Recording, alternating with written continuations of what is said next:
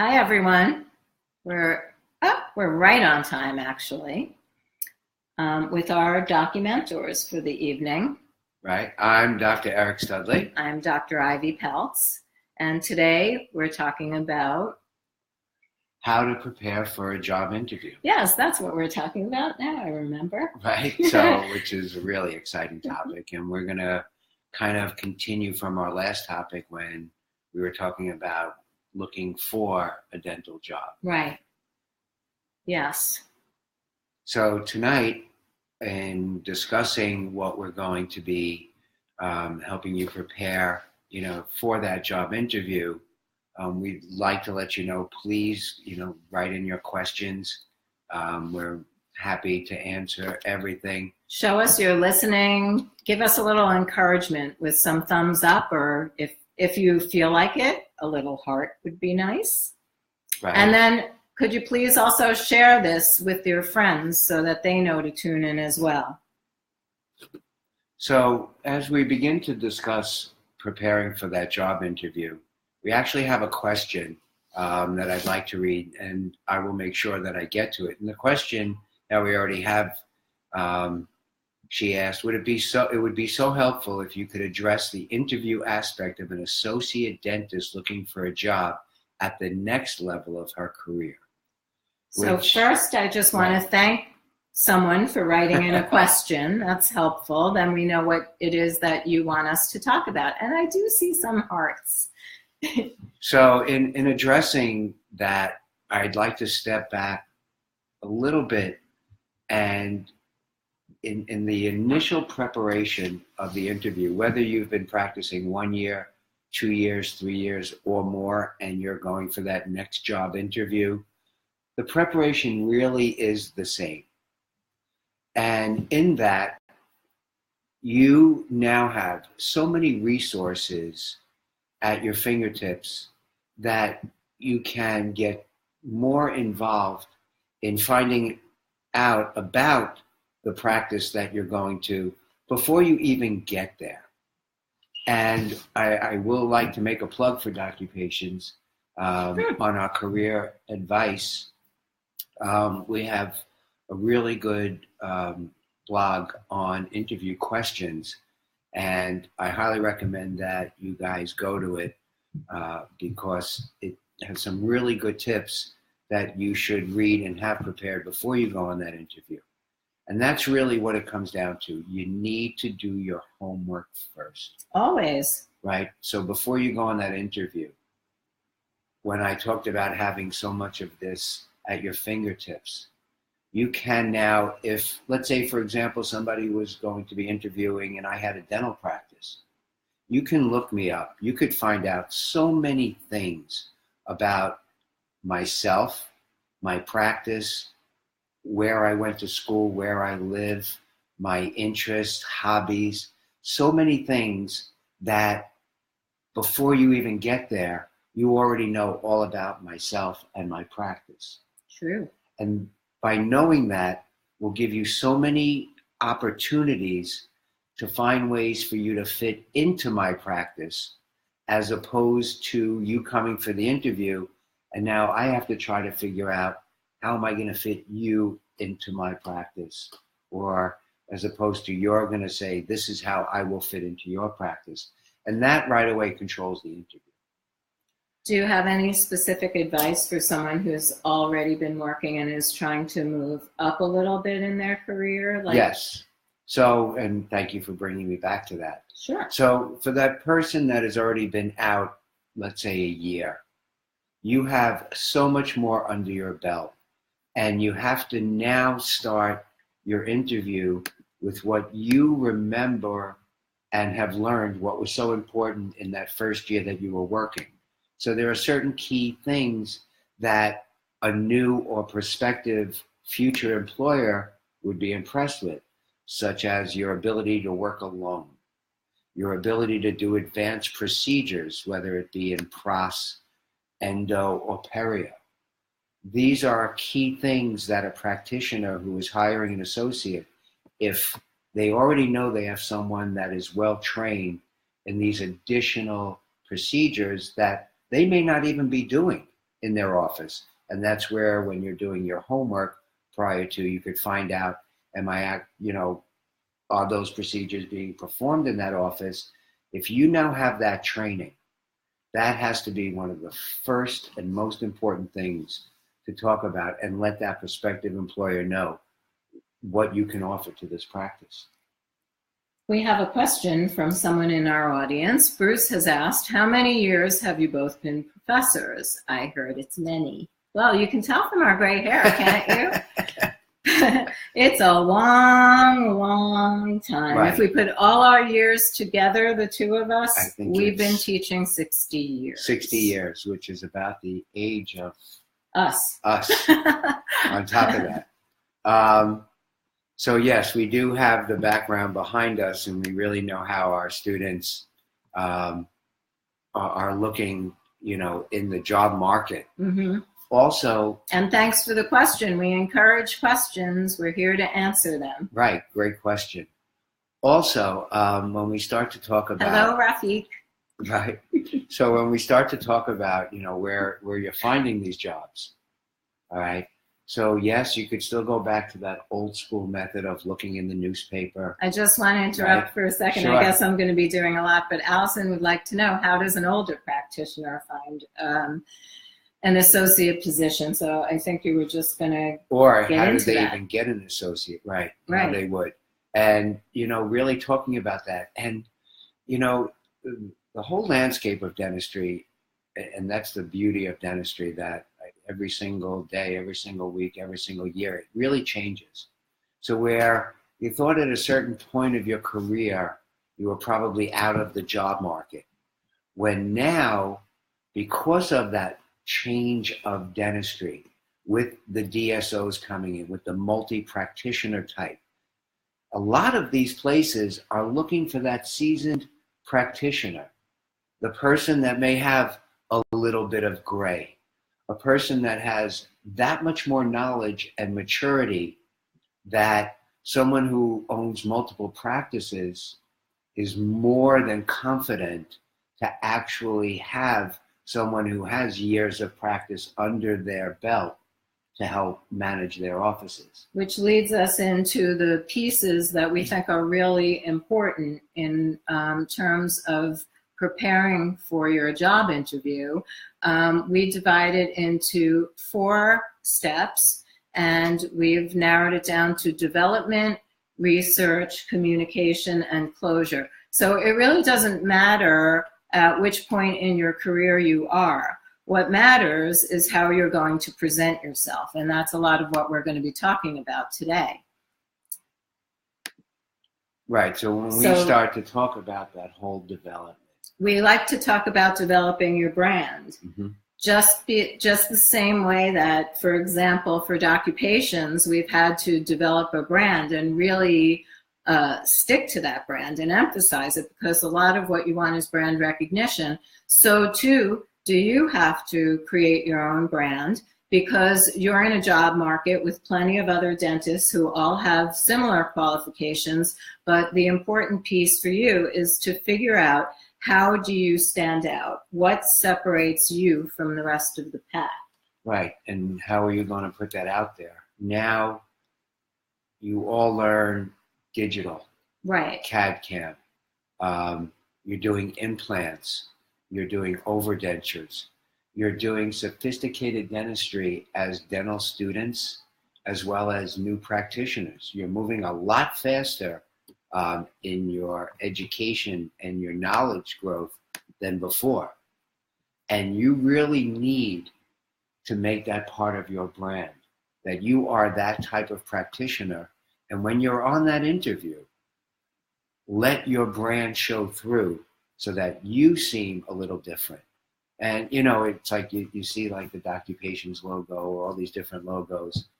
I am all for someone going on an interview, having their business card, and I hope you all do produce one, but actually come up with a logo, because sometimes that will be more lasting sometimes than your actual name.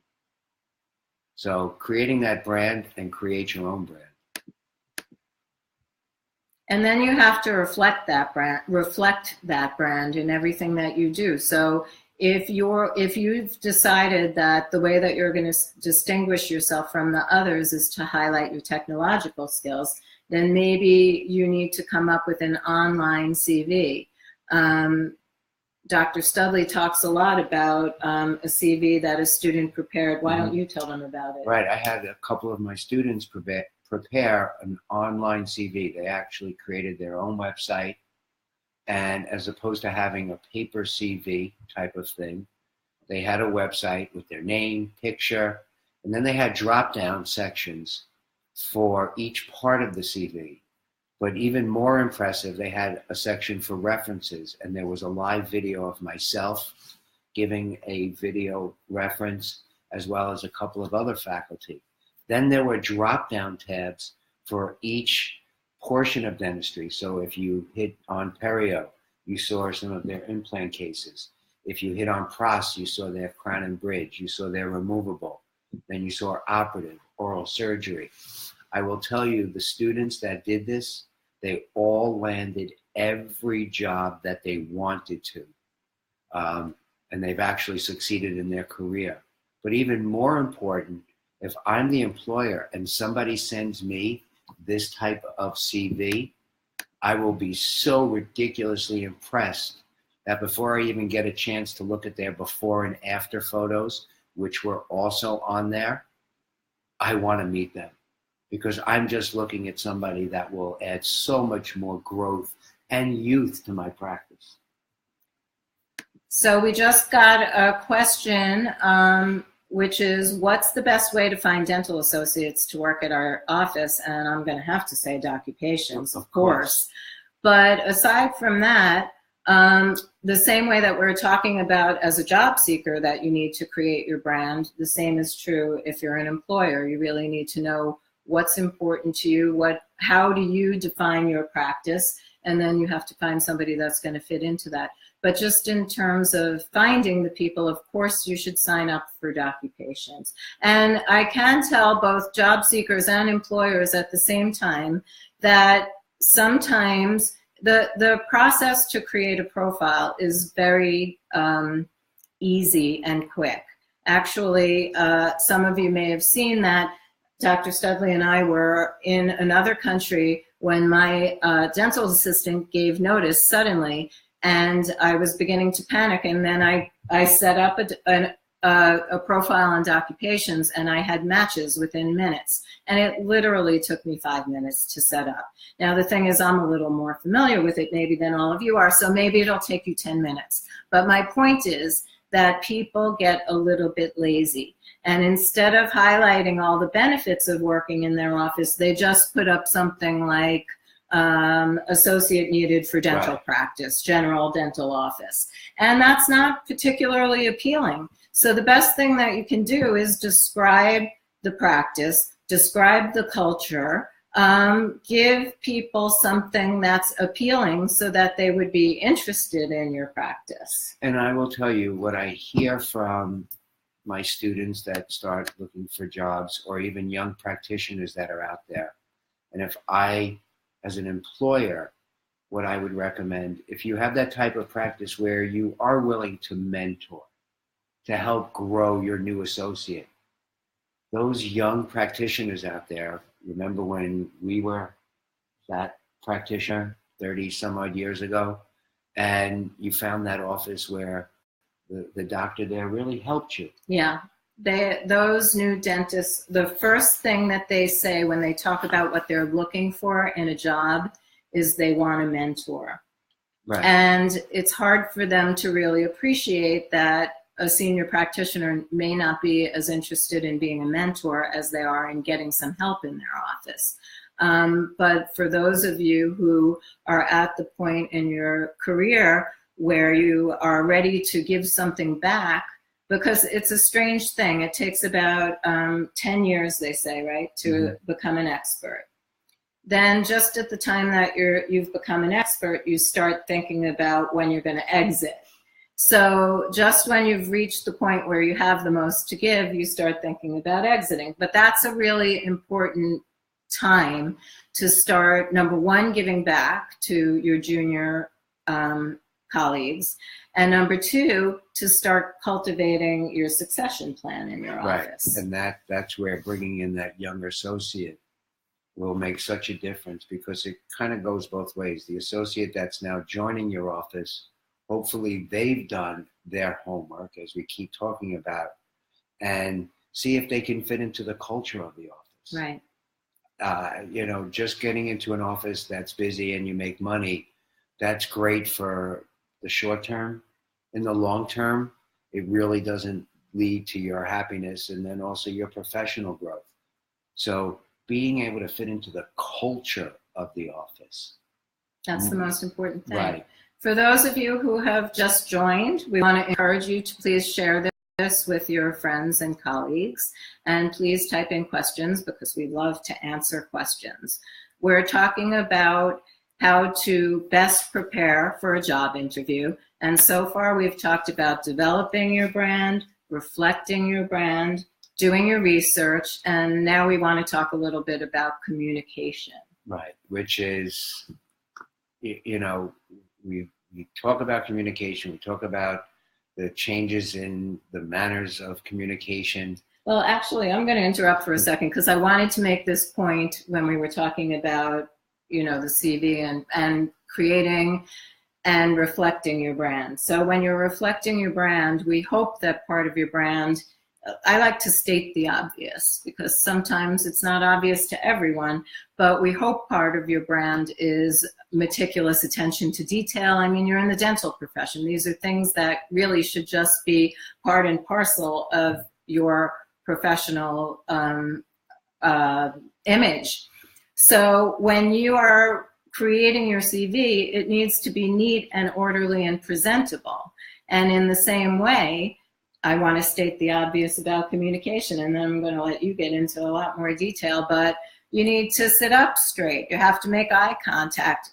Put your phone away. Like, these are just the obvious that may not be obvious to everyone. So practice active listening. You only have 7 seconds to gain trust. You really need to use those 7 seconds very wisely. And also remember that not only are you being interviewed, but you need to be taking a little weather report of the climate in the office and figuring out if this is even a place where you would want to be working. These are all things that's part of your research, but also part of your communication. Part of communication is conveying a message, and the other part is receiving a message. And sometimes you can learn more just by listening and paying attention than by anything else that you can do. But here are some specific questions that you should be asking while you're on your job interview. Right, and it's real important to have these down. And I would not be adverse if I was the employer doing the interview. I would not be adverse if you actually had these written down. It would make me feel, this person prepared for it. Right. And that's fine, so that you're not fumfering, even if you have it printed out in notes on your phone. So I don't think that that's a bad idea to have this. And one of the first things that you want to find out is, how are you going to be paid? Are you going to be paid as a W-2 employee? Or are you going to be paid as an independent contractor? That's very important, because one is the employee. Taxes will be taken out of your paycheck. As a 1099, you will be responsible for your own quarterly estimated taxes. So it's very important to know which way you're going to be paid. Another question to ask, are there any benefits? For those of you that have done a residency and are now going into the private workforce, most of the private offices that you work in will not offer benefits. So you will be responsible for your own malpractice, disability, life insurance, health insurance, and any other types of insurances like that. For some of the corporates, they may supply or allow you to buy in or give you a certain dollar amount towards the malpractice insurance or disability or health insurance, but very important to ask up front about the benefits. I'm going to interrupt you Sure. right there, because we have a question. When you mentioned brand, I was wondering what your thoughts on the Instagram doctors who do have a brand versus others who don't have that. How do we make ourselves stand out?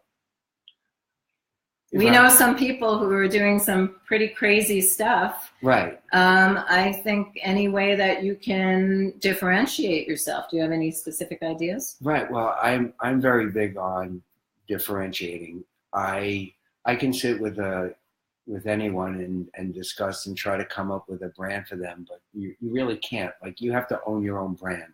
You know, we all have our own look. I mean, this, look at us. Right. This maybe works for me in my opinion, maybe not in yours, but this is sort of part of my brand because it gives a feeling, or at least that I'm putting out a feeling of warmth, compassion, that kind of thing. So you have to feel, what is your brand? So when you see a lot of the Instagram docs that are out there, and some of them are doing great, right? We have the, what's the singing dentist with the eyebrows? Yeah. Right? Those are some eyebrows. Right. We have that, but everybody watches him. Yes, they do. All right. Mm-hmm. You know, we have Dr. Snapchat. Yes, we do. Right. You know, some people will say that's so wrong for the profession. Others, well, they're just doing another way of marketing themselves. And it seems to work for them. Right. So if you're comfortable with any of those, then that's what you have to own. Yes. But you can't copy somebody else's. Right. I'm going to just remind anyone who just joined us to please feel free to type in questions. We really love answering your questions. Show us you're listening with thumbs up, or if you're so inclined, a heart. And please share this live session with your friends and colleagues. I also want to announce that our next Doccumenters, if you're enjoying this one, is May 18th. That's a Friday at 7 p.m. And we know that for those of you who are in the job searching category, you're not even out yet for the night. So hopefully you'll be able to tune in on May 18th. The topic will be what to look for in a dental employment contract. So as you can see, we're trying to bring you step by step through this job search and job acquisition process. And hopefully I see lots and lots and lots of all kinds of fun emoticons and so on. So thank you. We appreciate that you're out there. And now I think we can get back to some more specific questions that you should be asking on your job interview. Right. So getting back to that interview, one of the important questions that you want to ask right away is there room for growth? If this is a place that you really can see yourself, there's nothing wrong with asking that prospective employer, is there room for growth? Because once again, the employer wants to hear that. They want to hear that, number one, you want to stay. Number two, you want to grow yourself and your practice within the practice that you're going to be joining. So I think it's a great question to ask. I also think it's important for you to know, because if you go on a job interview and they tell you, no, you're going to be an associate, you'll be here a day or two a week, I'd rather hear that. Mm-hmm. So then I know, okay, great, I have to fill my other days, with something else. And then if a better opportunity comes up that I do have the growth for some future, then I'll know I'll leave that other job and grow into the one that really is giving me a greater future. Mm-hmm. Another really good question to ask on your interview is, what type of dentistry is done here? Nowadays, the dental students and the new practitioners taught in such a preventive manner. Mm-hmm. Yet I hear from new dentists who go out into practices that might be a little bit older, where the doc is also that much older, and their practice is less preventive, more drill. And you may be faced with a dilemma. Yeah. And hopefully you'll make that right decision, because there really is only one decision. You can, number one, educate the practitioner that you're with. Which they may or may not appreciate, by the way, because they may feel that their way is the right way. Right. And then you're going to have to make that decision is this where I want to stay or not?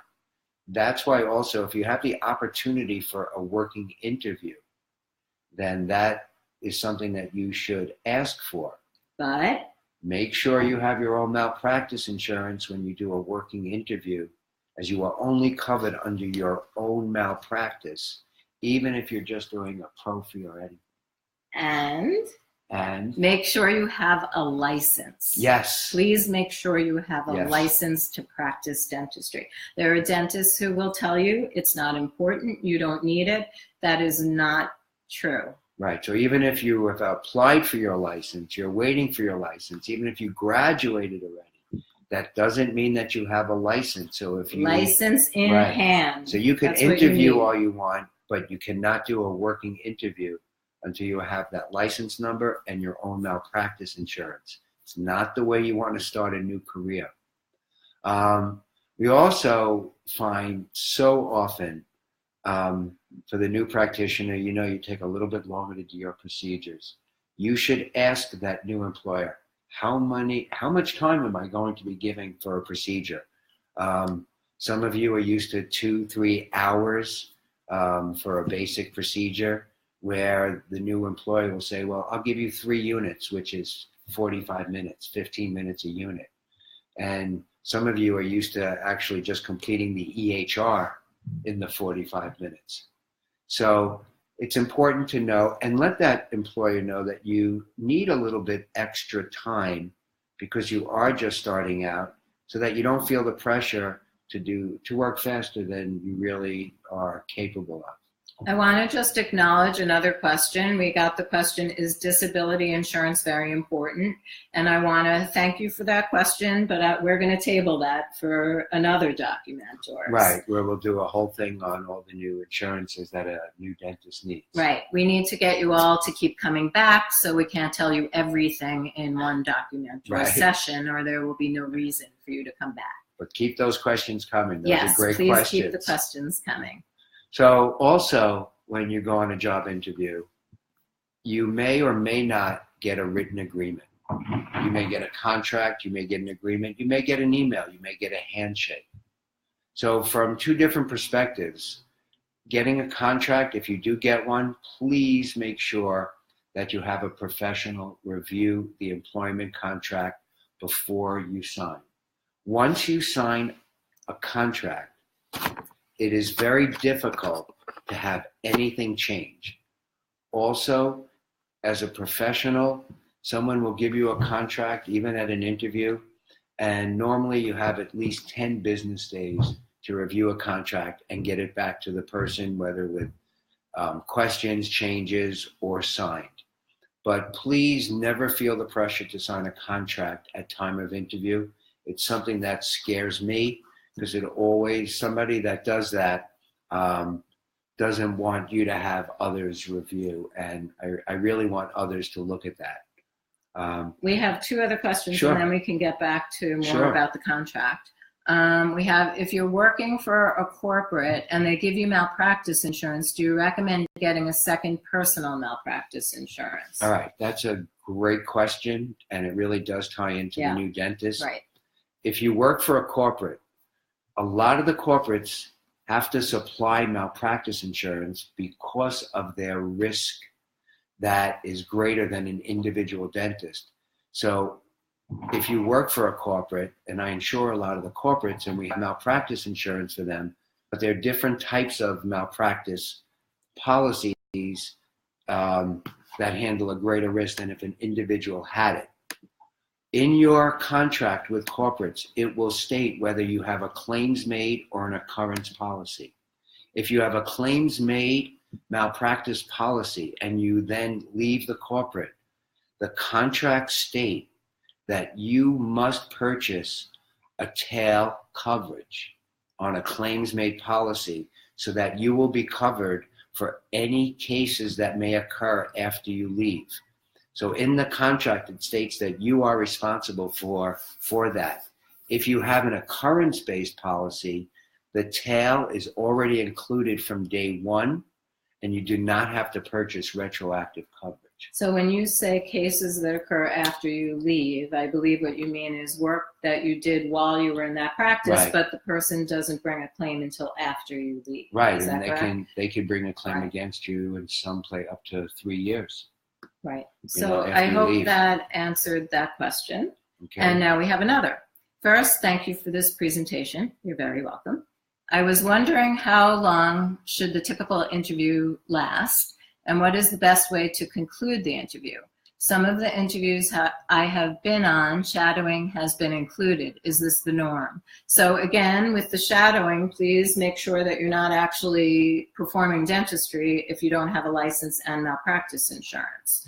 And in terms of how long should the typical interview last, I don't know if there is a norm. There really isn't. I know that I've conducted interviews that ended in 15 minutes, and I've had other interviews that lasted an hour. Right.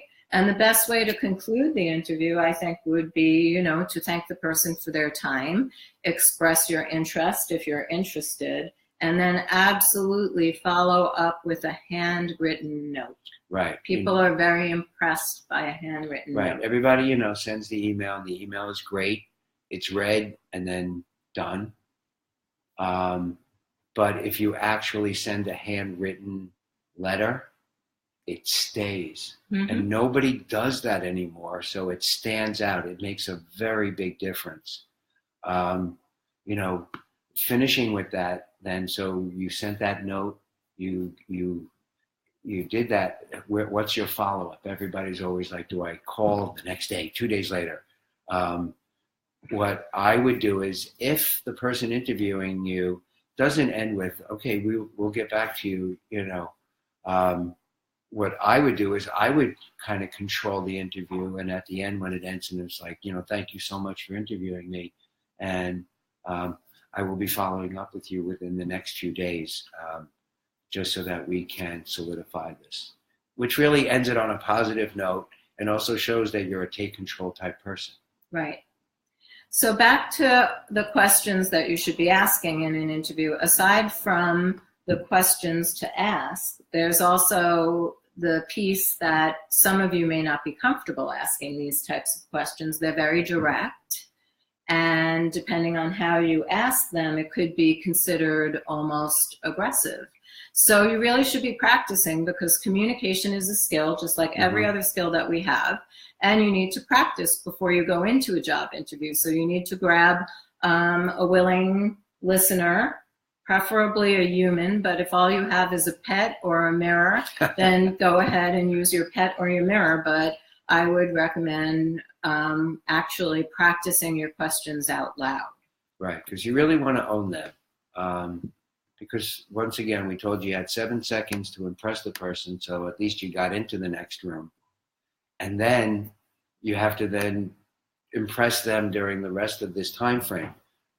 Very important, always keep your feet flat on the floor. Yes. All right? Now we're giving you lessons from yoga. So when you're feeling anxious and nervous and a little, out of your element, you need to ask yourself 2 things. Am I breathing? And where are my feet? Mm-hmm. So right now my legs are crossed. That would not be opportune. Both feet should be on the floor, firmly contacting the floor, and then you're grounded again magically, and you need to breathe. So these are just for those of you who get very, very nervous.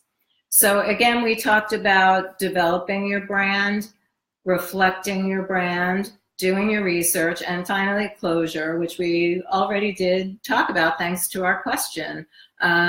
You want to make sure to leave a lasting impression before you leave, so you're going to follow up with something written, preferably, and then a phone call. And what would you say, a week? Oh, I would definitely do that. But before we go to our closure, one of the questions that we usually hear at the end of an interview is the person asks, so what do you want to get paid? Now, we all have a number in our head. We just don't know if we want to put that number out to the person interviewing us, because it might help explode their head. So, everybody has graduated dental school in major debt. And the person interviewing is well aware of the major debt that you've had. But the person interviewing is also, fortunately, has led a lifestyle and a life that you have worked so hard for to get to and then eventually achieve. So you might be the fortunate one in an interview where someone will put out and say, I'm going to pay you X amount of dollars, and here it is, it's nice, clean, you don't have to ask for it. You may have someone at an interview who will say to you, how much do you want to get paid? And that really creates a problem.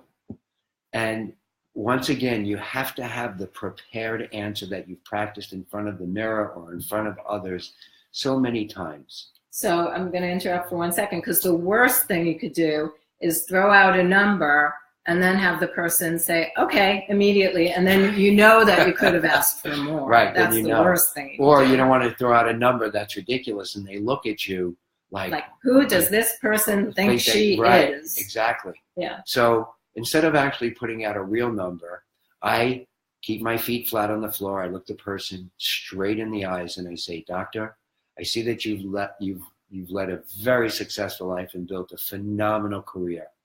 I too want to lead a life like that. And you know that I've gone to dental school and have all of this debt. And I am looking at you to help me pay this debt off and lead the career that I would like to.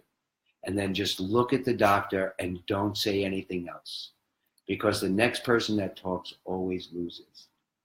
So this is where you have to now not talk and just look the person in the eye, and they will come back with something.